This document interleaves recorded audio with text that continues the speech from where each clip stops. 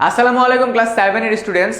আজকে আমি তোমাদেরকে বাংলা প্রথম পত্র বইয়ের খুবই গুরুত্বপূর্ণ একটা টপিক পড়াবো। টপিকটার নাম হলো কাবুলিওয়ালা। এই টপিকটা তোমরা সচরাচর শুধুমাত্র বই রিডিং পড়ো, বাট আজকে আমি তোমাদেরকে এমন কিছু ভিজুয়াল সিনারিও দেখাবো, ইটস লাইক তোমার ফিল হবে তুমি কাবুলিওয়ালার সাথেই কথা বলতেছো। সো আমরা ক্লাসটা শুরু করি। আমি তোমাদের কাইফ ভাইয়া, সচরাচর ক্লাস 7 এর ক্লাস আমিই নিয়ে থাকি। অ্যান্ড দেখো, গত বছর আমাদের সাথে পড়ে যায় যেসব স্টুডেন্ট ক্লাসে ফার্স্ট সেকেন্ড থার্ড হয়েছে, তারা একটা জিনিস বলছে যে মাস্টার বুক পড়ে আমাদের অনেক বেনিফিট হয়েছে। আমার এই পাশে ক্লাস 6 এর মাস্টার বুক অ্যান্ড এই পাশে তোমাদের ক্লাসের মাস্টার বুকগুলো আছে, দেখতে পাচ্ছ। এখানে তোমার ইংরেজি প্রথম দ্বিতীয় পত্রের মাস্টার বুক, এখানে বাংলা, এখানে গণিত, এখানে বিজ্ঞান, এখানে বিজিএস প্লাস আইসিটি।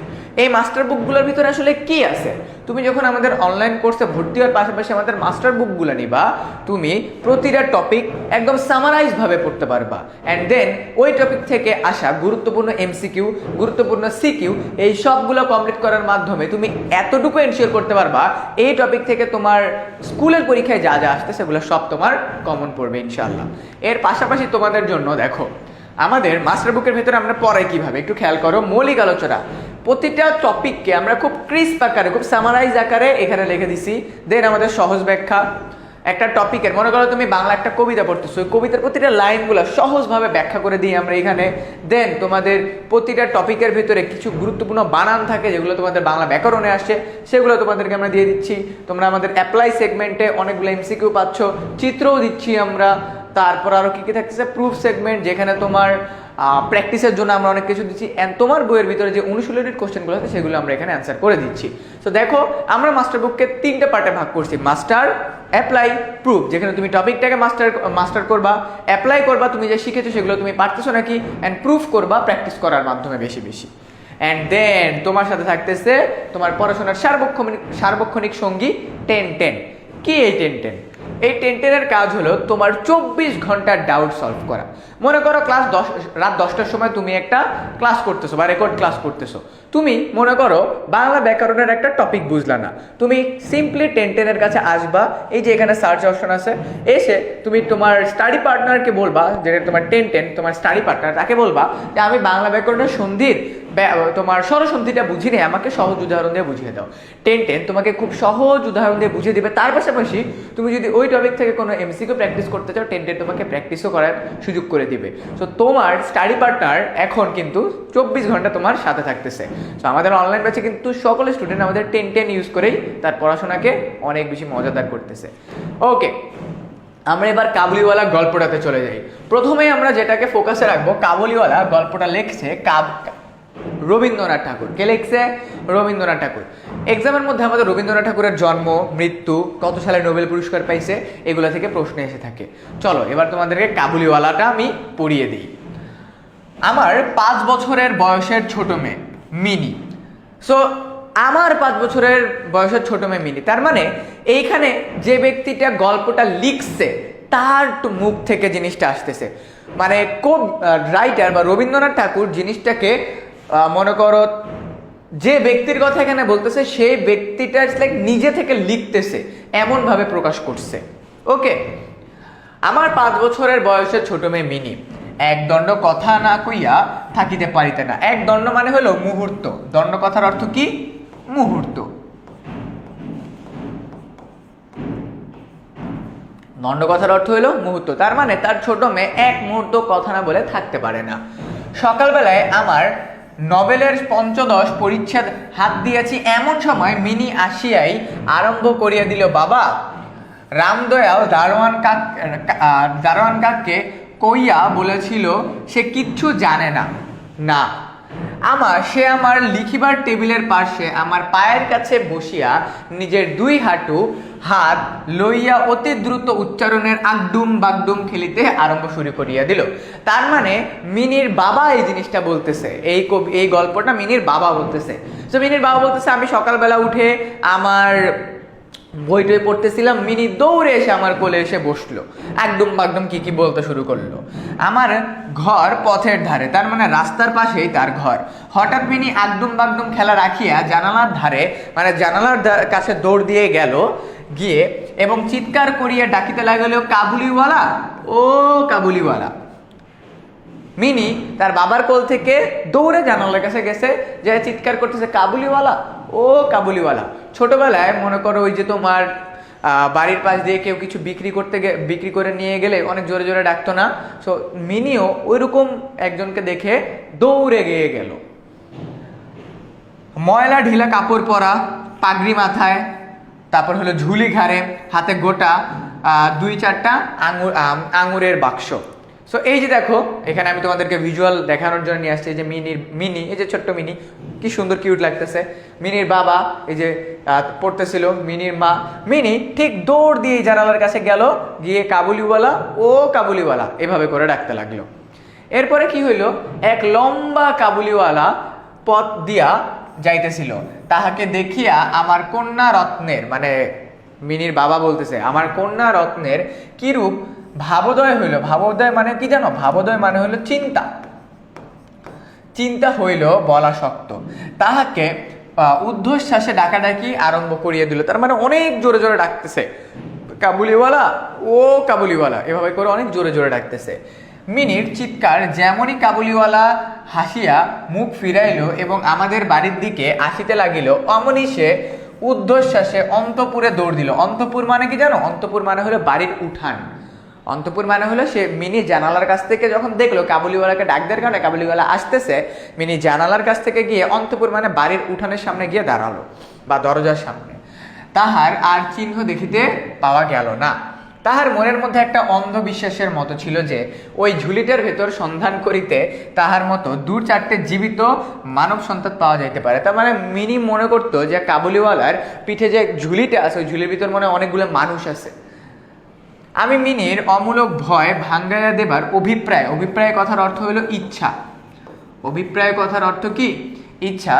অভিপ্রায় তাহাকে অন্তপুরে হইতে ডাকিয়া আনিলাম, সে আমার গা ঘেঁষিয়া দাঁড়িয়ে রহিল। তার মানে মিনির বাবা তাকে উঠান থেকে ডেকে নিয়ে আসলো এবং মিনি তার বাবার গা ঘেঁষে দাঁড়িয়ে থাকলো। কাবুলি ঝুলির মধ্য থেকে কিসমিস খোবানি বাহির করিয়া তাহাকে দিতে গেল, সে কিছুতেই লইল না। তার মানে ওই যে ছোটবেলায় আমাদের বাবা মা আমাকে বলতো না যে কোনো অপরিচিত মানুষ যদি তোমাকে কিছু খেতে দেয় তুমি খাবা না। সো মিনির মাথায় ওইটা আছে, বাবা মা তো বলেছে আমার অপরিচিত কোনো মানুষ কিছু খেতে দিলে খাবো না। সো মিনিও নিল না, কাবুলিওয়ালা তাকে কিসমিস দিল। দ্বিগুণ সন্দেহের সহিত আমার হাঁটুর কাছে সংলগ্ন হইয়া রহিল। তার মানে মিনি এবার সন্দেহের চোখে এভাবে তাকাচ্ছে, কি আছে, আমাকে কি নিয়ে যাবে, এরকম করে তাকাচ্ছে। প্রথম পরিচয়টা এমনই ভাবে হলো। তার মানে মিনি এবং কাবুলিওয়ালার পরিচয়টা ফর দ্য ফার্স্ট টাইম এইভাবে করেই হলো।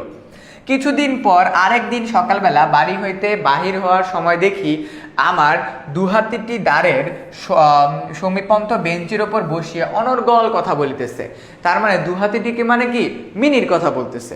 মিনি বাড়ির সামনে টেবিলের মধ্যে বসে অনেক অনেক অনেক কথা বলতেছে, কথা কইয়া যাইতেছে এবং কাবুলিওয়ালা তাহার পদতলে বসিয়া হাসি সম্মুখে শুনিতেছে। তার মানে মিনি একটা টেবিলের উপরে বসে আছে, তোমার বেঞ্চের উপরে বসে আছে, কাবুলিওয়ালা মিনির পায়ের কাছে বসে মিনির দিকে এভাবে মুখ করে মিনির কথাগুলো শুনতেছে। মধ্যে মধ্যে প্রসঙ্গক্রমে নিজের মতামত ব্যক্ত করিতেছে। তার মানে মিনির সাথে কথা বলতে বলতে মাঝে মাঝে নিজের কিছু কথাও কাবুলিওয়ালা বলতেছে, যাতে মিনি তার কথাটা তোমার কন্টিনিউ করে। মিনির পঞ্চবর্ষীয় জীবনের অভিজ্ঞতায় বাবা ছাড়া এমন ধৈর্যবান শ্রোতা সে কখনোই পায় নাই। তার মানে মিনির পঞ্চবর্ষীয় মানে হলো মিনির 5 বছর বয়স। কত বছর বয়স? মিনির 5 বছর বয়স। মানে মিনির বাবা মনে মনে চিন্তা করতেছে যে আচ্ছা, আমার মেয়ের এই 5 বছরের বয়স পর্যন্ত এত ধৈর্য ধরে আমার মেয়ের কথা, কারণ আমার মেয়ে অনেক কথা বলে, আমার মেয়ের কথা তো আমি ছাড়া এত ধৈর্য ধরে কখনো কেউ শুনে নাই। আবার দেখি তাহার ক্ষুদ্র আঁচল বাদাম কিসমিসে পরিপূর্ণ। তার মানে ওই যে গতদিন যেদিন কাবুলিওয়ালার সাথে মিনির দেখা হয়েছিল সেদিন কাবুলিওয়ালা মিনিকে কিসমিস দিচ্ছিল, কিন্তু মিনি কিসমিসটা নেয় নাই। কারণ কি? অপরিচিত মানুষ থেকে কোনো খাবার নিতে হয় না।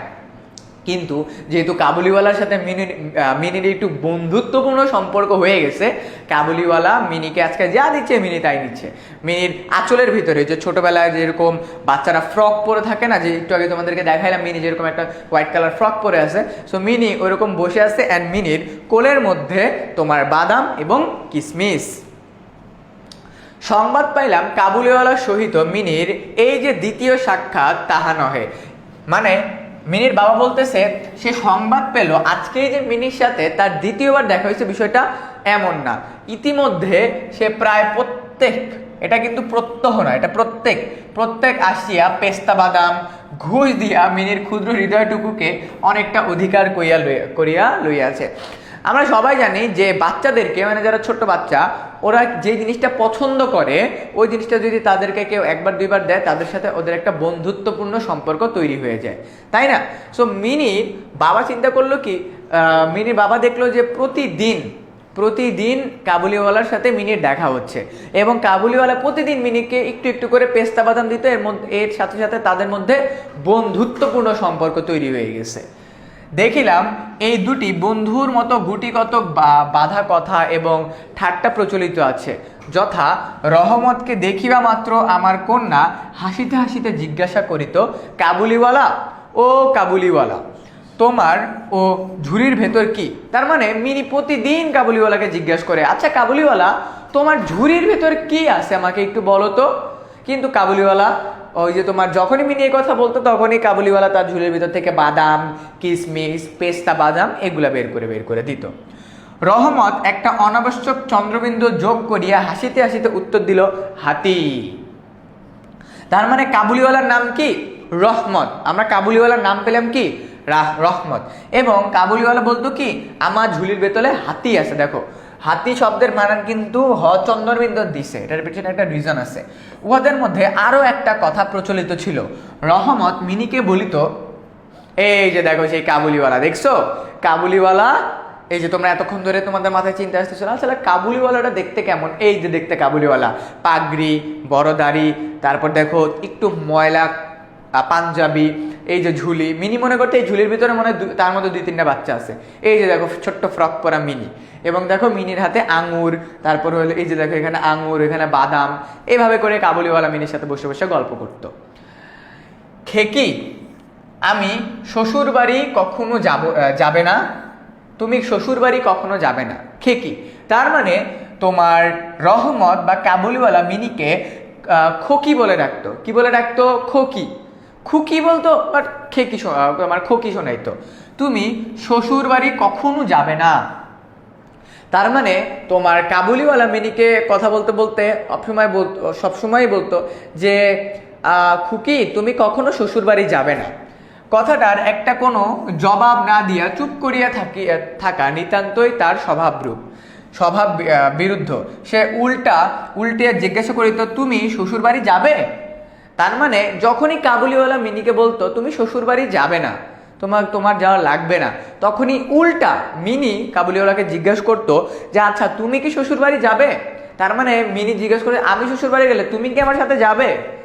রহমত কাল্পনিক শ্বশুরের প্রতি প্রকাণ্ড মোটা মুষ্টি অস্ফলন করিয়া বলিত, আমি শ্বশুরকে মারবে। ওই যে বাচ্চাদের যেরকম করে কথা বলে আর কি, ওরকম করে বলতেছে। মনে করো একটা বাচ্চা, মনে করো ছোট্ট বাবু, তোমাদের বাসায় যে ছোট বাবু আছে, মনে করো মাত্র কথা বলা শিখছে। তুমি মনে করো বললে তুমি ওখানে যাবে না, ঠিক আছে? ও বলবে আমি যাবো, এরকম করে কথা বলতেছে। তো কাবুলিওয়ালা যখন বললো যে মিনি তুমি শ্বশুর বাড়ি যাবে না, মিনি আবার জিজ্ঞাসা করলো তাহলে কি তুমি আমার সাথে শ্বশুর বাড়ি যাবে? তারপরে কাবুলিওয়ালা বলল শ্বশুরকে আমি মারবে, মানে শ্বশুরকে কাবুলিওয়ালা মারবে। ওকে, শুনিয়া মিনি শ্বশুর নামক কোনো এক অপরিচিত জীবের দুরবস্থা কল্পনা করিয়া অত্যন্ত হাসিত। তখন মিনি হাসতো, তুমি শ্বশুরকে মারলে তো শ্বশুর অনেক ব্যথা পাবে, এটা ভেবে মিনি অনেক হাসতো। মিনির মা অত্যন্ত শঙ্কিত বানানটা তোমরা খাতায় নোট করে রাখবা। শঙ্কিত বানানটা আসে, শঙ্কিত স্বভাবের লোক। তার মানে মিনির মা অনেক বেশি কনজারভেটিভ, উনি অনেক ভয় পায় যখন মিনি ও কোনো অপরিচিত মানুষের সাথে কথা বলে। রহমত কাবুলিওয়ালা সম্বন্ধে তিনি সম্পূর্ণ নিঃসংশয় ছিলেন না। নিঃসংশয় বানানটা মাথায় রাখবা। নিঃসংশয় মানে কি জানো? মানে হলো সে একদম যে নিশ্চিন্ত, বিষয়টা কখনোই এরকম না। তাহার প্রতি বিশেষ দৃষ্টি রাখিবার জন্য তিনি আমাকে বারবার অনুরোধ করিতেন। তার মানে মিনির বাবাকে বলতো যে দেখো আমার কিন্তু কাবুলিওয়ালার মতিগতি বা রহমতের মতিগতি ভালো লাগে না, তুমি কিন্তু মিনিকে দেখে রেখো যে ও কাবুলিওয়ালা যখন আসে। একদিন সকালে আমার ছোট্ট ঘরে বসিয়া প্রুফশিট সংশোধন করিতেছি। প্রুফশিট মানে সে কোনো একটা লেখালেখি করতেছে। এমন সময় রাস্তার ভারী একটা গোল মানে হলো তোমার আওয়াজ। তার মানে রাস্তায় কোনো গোলমাল হচ্ছে, কোনো একটা বড় আওয়াজ শুনতে পেল মিনির বাবা। চাহিয়া দেখি আমাদের রহমতকে দুই পাহারাদার বাঁধিয়া লইয়া আসিতেছে, তাহার পশ্চাতে কৌতূহলী ছেলের দল আসিতেছে। তার মানে মিনির বাবা একদিন সকালে তার টেবিলে বসে কাজ করতেছে, এমন টাইমে দেখে বাইরে অনেক চিল্লাচিল্লি হচ্ছে। সো মিনির বাবা কৌতূহল বশত জানালার দিকে তাকায়, এভাবে দেখে যে দুইজন পুলিশ তোমার রহমতকে বা কাবুলিওয়ালাকে তোমার ধরে নিয়ে যাচ্ছে, পিছনে অনেক বাচ্চা কাচ্চা দৌড়াচ্ছে। আমি দ্বারের বাহিয়া, দ্বার মানে হলো দরজা, তার মানে কি মিনির বাবা দরজার বাহিরে গিয়া পাহারাদারকে দাঁড় করাইলাম, মানে মিনির বাবা পাহারাদার মানে কি পুলিশকে জিজ্ঞেস এভাবে দাঁড় করাইলো, কি হয়েছে আমাকে একটু বলেন তো। জিজ্ঞাসা করিলাম ব্যাপারটা কি। কিয়দংশ তাহার কাছে, কিয়দংশ রহমতের কাছে শুনিয়া জানিলাম যে কি, মানে কিয়দংশ মানে কিছু অংশ, রহমতের কাছে কিয়দংশ মানে কি জানো, কিয়দংশ তাহার কাছে, কিয়দংশ মানে হলো কিছু অংশ, কিছু অংশ। তার মানে এখানে বোঝাতে যাচ্ছে যে কিছু অংশ পুলিশের কাছ থেকে শুনলো এবং কথার কিছু অংশ রহমতের কাছ থেকে শুনিয়া জানিলাম আমাদের প্রতিবেশী একজন লোক রামপুরি চাদরের জন্য রহমতের কাছে কিঞ্চিত ধারিত মিথ্যাপূর্বক সেই দেনাসে অস্বীকার করে এবং তাহাকে লইয়া বচ্চা করিতে করিতে রহমত তাহাকে এক ছুরি বসাইয়া দিয়েছে। তার মানে কি হয়েছে দেখো এখানে কাহিনীটা, যে তোমার রহমতের কাছে ধার নিছিল, রহমতের কাছ থেকে এক প্রতিবেশী ধার নিছিল। এই কথা নিয়ে দুজনের মধ্যে বাকবিতণ্ডা হইতে হইতে, ঠিক আছে, সে হলো কাবুলিওয়ালা বা রহমতকে বলতেছিল, যে লোকটার কে রহমত ছুরি মারছে তাকে রহমত বলতেছিল তুমি আমার থেকে টাকা নিছো, ওই লোক বলতেছে আমি নেই নাই। এই বাকবিতণ্ডায় রহমত কি করছে, তাকে ছুরি মেরে দিছে। রহমত সেই মিথ্যাবাদীর উদ্দেশ্যে নানা রূপ অশ্রাব্য গালি দিতেছে। এমন সময় কাবুলিওয়ালা করিয়া ডাকিতে ডাকিতে মিনি ঘর থেকে বাহির হইয়া আসিল। মানে এত কিছুর মধ্যে এই পুলিশের সাথে কথা হচ্ছে, কাবুলিওয়ালার সাথে কথা হচ্ছে, তারপর হলো কাবুলিওয়ালার হাত হ্যান্ডকার্ফ দিয়ে বাঁধা। এমন টাইমে মিনি বাইরে থেকে কাবুলিওয়ালাকে দেখে দৌড় দিয়ে হাসি মুখে আসছে। রহমত মুহূর্তের মধ্যে কৌতূহল হাস্যে মানে প্রফুল্ল হয়ে উঠিল। তার মানে রহমত করে হেসে উঠলো, হেসে উঠে মানে এমন একটা ভাব করলো যে কিছুই হয় নাই। মিনি একবারে তাহাকে জিজ্ঞেস করলো তুমি শ্বশুর বাড়ি যাবে।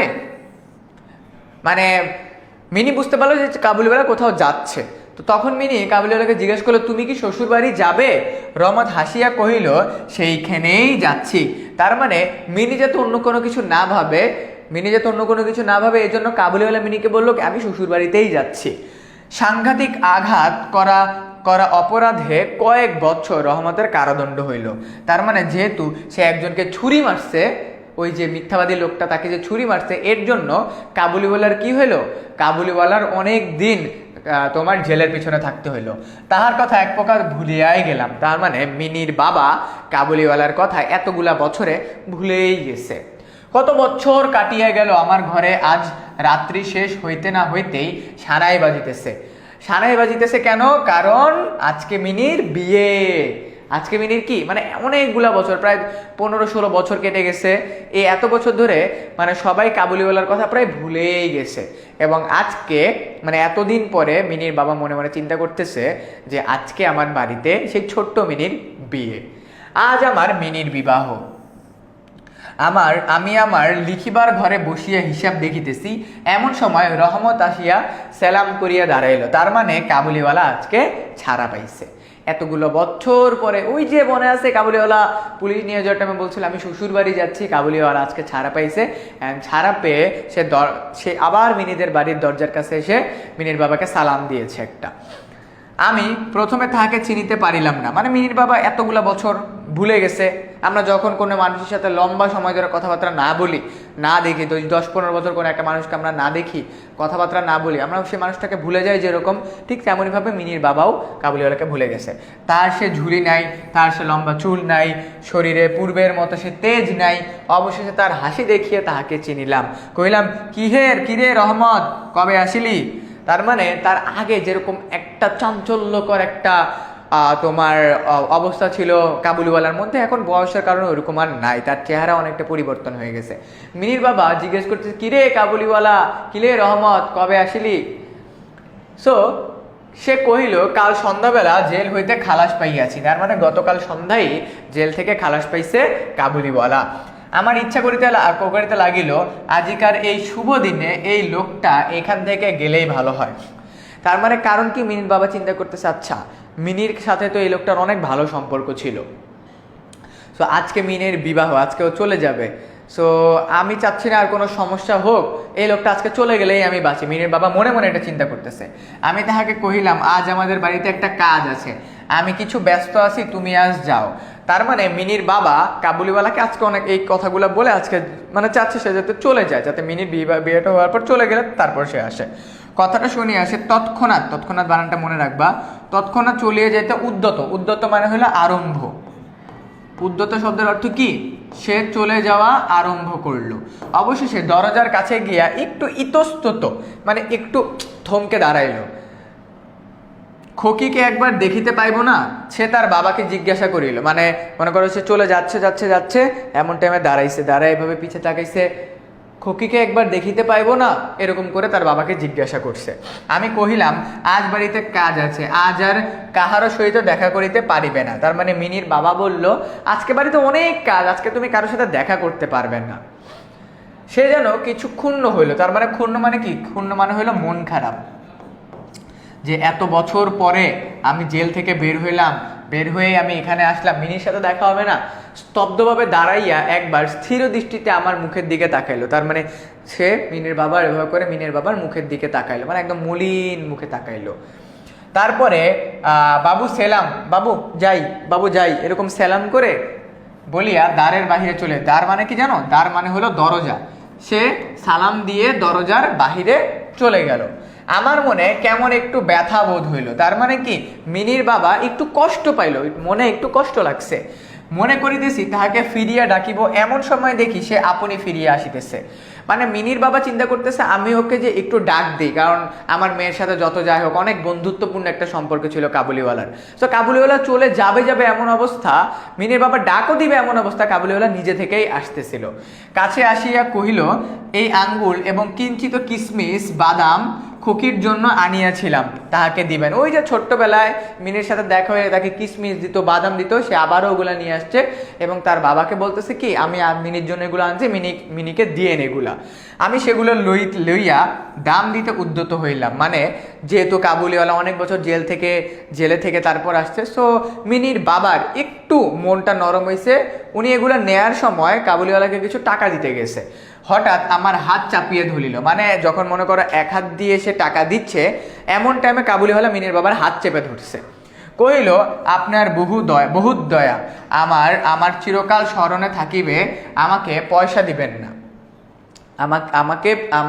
আমার চিরকাল স্মরণে থাকিবে, আমাকে পয়সা দিবেন না। তার মানে যে কাবুলিওয়ালাকে মিনির বাবা টাকা দিতে গেছে, কাবুলিওয়ালা বলছে আমাকে টাকা দিয়েন না, আমি আপনাদের সারা জীবন মনে রাখবো। বাবু তোমার যেমন একটা লড়কি আছে, লড়কি মানে কি জানো, লড়কি মানে হলো মেয়ে। এটা হিন্দিতে মেয়েদেরকে লড়কি বলা হয়, এটার উচ্চারণ হলো লড়কি। তোমরা কার্টুন দেখতে যা অনেক সময় দেখছো। সো এবার কাবুলিওয়ালা তার সত্য কথাটা বলতেছে, যে মিনির বাবাকে বলতেছে বাবু তোমার যেমন একটা মেয়ে আছে, আমারও একটা মেয়ে আছে, তেমনি দেশে আমারও একটা লড়কি আছে, আমারও মেয়ে আছে। আমি তাহার মুখখানি স্মরণ করিয়া তোমার খকির জন্য কিছু কিছু মেওয়া মানে হলো উপহার হাতে নিয়ে আসি। আমি তো সওদা করিতে আসি না, তার মানে আমি মিনিকে নিজের মেয়ের মতো মনে করে ওর জন্য এগুলো নিয়ে আসি, আমি তো টাকা নেয়ার জন্য আসি না।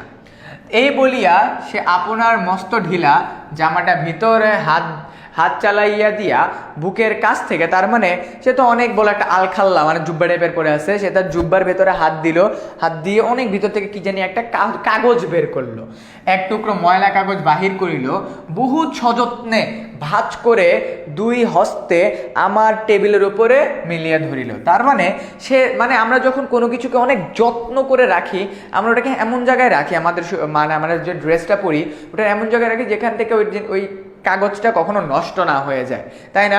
এটা কোনো ছবি হইতে পারে, কোনো চিঠি হইতে পারে, মানে কোনো গুরুত্বপূর্ণ কিছু হইতে পারে যেটাকে আমরা আমাদের হার্টের অনেক কাছে রাখি, আমাদের হৃদয়ের অনেক কাছে থাকে।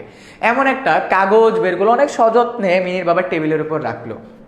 দেখিলাম কাগজের উপর একটা ছোট্ট হাতের ছাপ, তার মানে ওই যে তোমার কাবুলিওয়ালা তার পকেট থেকে যে একটা অনেক আগের একটা কাগজ বের করলো, অনেক যত্নে রাখা একটা কাগজ, এত বছর জেলে থাকছে তাও যত্ন একটা কাগজ রেখে দিচ্ছে। কাগজের ভেতর একটা হাতের ছাপ আছে, ছোট্ট একটা বাচ্চার হাতের ছাপ, ফটোগ্রাফ না, এটা কোনো ছবি না, তেলের ছবি না। হাতে খানিকটা ভূষা মাখাইয়া কাগজের ওপর তাহার চিহ্ন ধরিয়া লইয়াছে। কন্যার এই স্মৃতি চিহ্নটুকুই বুকের কাছে লইয়া রহমত প্রতি বছর কলিকাতার রাস্তায় মেওয়া বেচিতে আসে। দেখিয়া আমার চোখ ছলছল করিয়া আসিল। তার মানে এই যে কাবুলিওয়ালা তার মিনিকে এত আদর করে, নিজের মেয়ের কথা চিন্তা করে আদর করে, কারণ কাবুলিওয়ালা নিজের মেয়ের কাছে, মেয়ে এত দূরে থাকে, মেয়ের কাছে যাওয়ার মতো সুযোগটা পায় না। মেয়ের কথা চিন্তা করে করে কাবুলিওয়ালা ছোট বাচ্চাদের কাছে তোমার এই বাদাম কিশমিশ এগুলো বিক্রি করে, যাতে নিজের মেয়ের কথাটা বা নিজের মেয়েকে এই এতগুলা বাচ্চার মধ্যে একটু খুঁজে পেতে পারে। এই কথাগুলো শুনে মিনির বাবার একটু মানে মনটা একটু খারাপ হইলো। অ্যান্ড সেই হস্তচিহ্ন আমারই মিনিকে স্মরণ করিয়া দিল। আমি তৎক্ষণাৎ আমার অন্তপুর হইতে ডাকাইয়া পাঠাইলাম। মানে ছোট্টবেলায় মিনি মানে কত খুনসুটি করতো কাবুলিওয়ালার সাথে। মানে মিনির বাবা এখন বুঝতে পারলো যে একজন বাবা তার মেয়ের কাছে থাকে না, কি ফিল করে, তার ভেতরের অনুভূতিটা কি। সে বাড়ির বাইরে থেকে তোমার ভেতরে খবর পাঠাইলো মিনিকে যেন ডেকে নিয়ে আসে। অন্তপুর হইতে অনেক আপত্তি উঠিয়াছিল, কিন্তু আমি কিছুতেই কর্ণপাত করিলাম না। তার মানে বিয়ের মধ্যে থেকে মিনিকে নিয়ে আসা অনেক অনেক কথা বলছিল, কিন্তু মিনির বাবা কিচ্ছু শুনলো না। রাঙাচেলি পরা, কপালে চন্দন আঁকা বধূবেশিনী মিনি সজ্জলভাবে আমার কাছে আসিয়া দাঁড়িল। তার মানে মিনি ভিতর থেকে আসছে। তাহাকে দেখিয়া কাবুলিওয়ালা প্রথমে থতমত খাইয়া গেল, তাহাদের পুরাতন আলাপ জমাইতে পারিল না। অবশেষে হাসিয়া কহিল, কে কি তুমি শ্বশুরবাড়ি যাবিস? তুই শ্বশুরবাড়ি যাবিস? মানে কাবুলিওয়ালা বুঝতে পারলো যে আজকে মিনি শ্বশুরবাড়ি যাবে, তাই জিজ্ঞাসা করতেছে। কাবুলিওয়ালার সহিত মিনির সেদিন সাক্ষাৎ হইয়াছিল। আমার সেই দিনের কথা মনে পড়িল, যে দিন প্রথম দেখা হয়েছিল ওই দিনের কথা মনে পড়িল। মনটা কেমন ব্যথিত হইয়া উঠিল, মানে একটু কষ্ট পাইল কাবুলিওয়ালা, কি একটু কষ্ট, মানে মিনির বাবা একটু কষ্ট পাইল। মিনি চলিয়া গেলে একটা গভীর দীর্ঘ নিঃশ্বাস ফেলিয়া রহমত মাটিতে বসিয়া পড়িল। তারপর কি মিনিকে কাবুলিওয়ালা দেখলো। কাবুলিওয়ালা শুধু মিনিকে জিজ্ঞেস করলো, খোকি তুই শ্বশুরবাড়ি যাবিস? এই দেখে মিনি মানে কথা বলে মিনি দেখা করে চলে গেল ভিতরে। রহমত থাপ করে মাটিতে বসে পড়লো। সে হঠাৎ স্পষ্ট বুঝিতে পারিল তাহার মেয়েটি ইতিমধ্যে বড় হইয়াছে। তার মানে তার মেয়ে আর মিনি একই বয়সের। তার মানে মিনি যেহেতু বড় হয়েছে, তার মেয়েও বড় হয়ে গেছে। আমি একখানি নোট লইয়া তাহাকে দিলাম, বলিলাম, রহমত, তুমি দেশে তোমার মেয়ের কাছে ফিরিয়া যাও। তোমাদের মিলন সুখে আমার মিলনের কল্যাণ হোক। তার মানে এই যে মানে মিনির বাবা এত কিছুর মধ্যে লাস্টের কথাটা দিয়ে বোঝাইছে যে মানে একটা টাকার নোট দিছে, টাকার বড় একটা অ্যামাউন্টের নোট দিয়ে কাবুলিওয়ালাকে দিয়ে বলছে, কাবুলিওয়ালা, রহমত, তুমি তোমার দেশে ফিরে যাও। তোমার মেয়ে আর তোমার দেখা হয়ে আমার মিনির কল্যাণ হোক। কারণ কাবুলিওয়ালা ছোটবেলা থেকে মিনিকে এমনভাবে আদর করছে যাতে মিনি তার নিজের মেয়ে। তাহলে তার কাবুলিওয়ালা নিজের মেয়ের সাথে দেখা হইলে কতটা পরিমাণ আদর করবে। এই যে একটু আগে আমরা তোমাদেরকে যেরকম বললাম, এই যে তোমার একজনকে ছুরি মারলো, হ্যাঁ, ছুরি মারার কারণে পুলিশ কাবুলিওয়ালাকে নিয়ে গেছিল।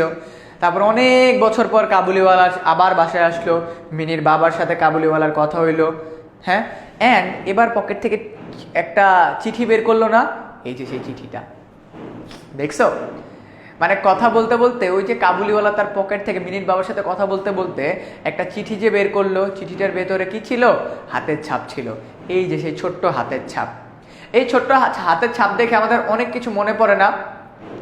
ছোটবেলায় আমরা যখন বাসায় খেলাধুলা করতাম তখন আমাদের হাতে অনেক সময় অনেক কিছু লেগে যেত।